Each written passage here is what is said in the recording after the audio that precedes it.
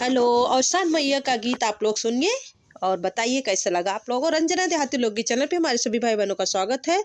देखिए औसान मैया का गीत है। मैं इस गीत को खुद लिखी हूँ और खुद अपने चैनल पे गा रही हूँ। आप लोगों को कैसा लगे कमेंट बॉक्स में जरूर बताइएगा और अपना प्यार दुलार अपना सपोर्ट बनाए रखिए।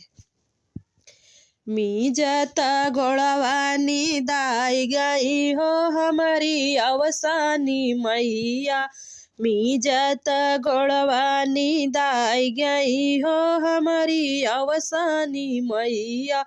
मी जाता घोड़ावानी दाई गई हो हमारी अवसानी मैया।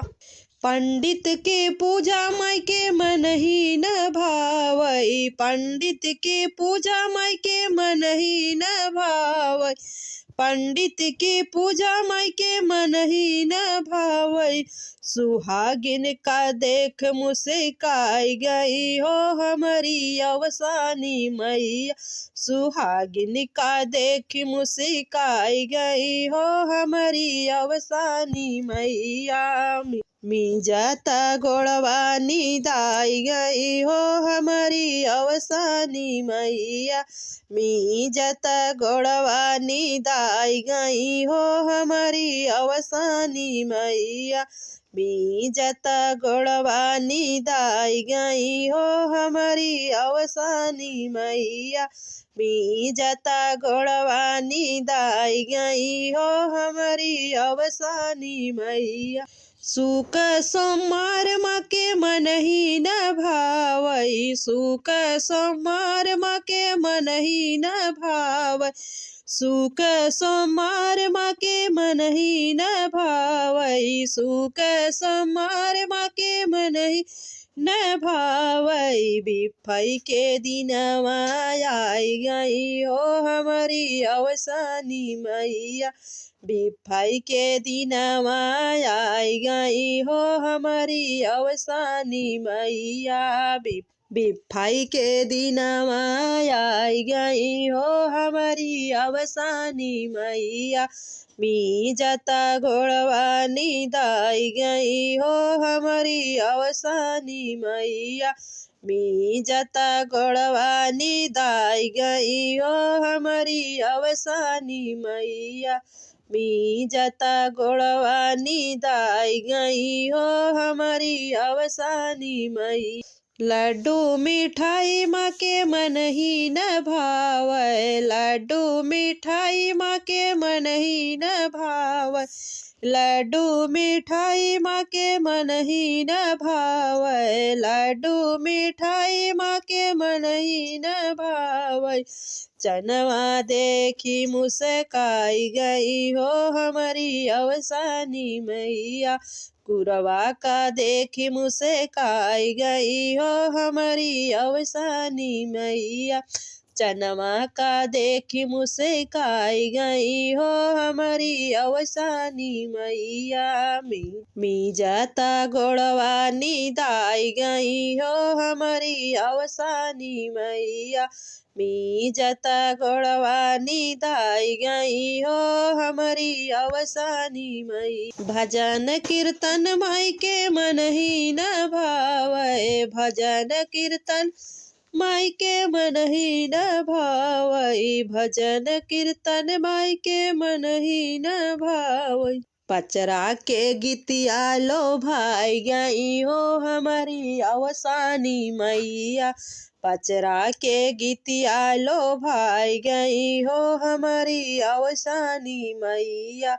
मी जाता घोड़वानी दाई गई हो हम। मी जाता घोड़वानी दाई गई हो हमारी अवसानी मैया।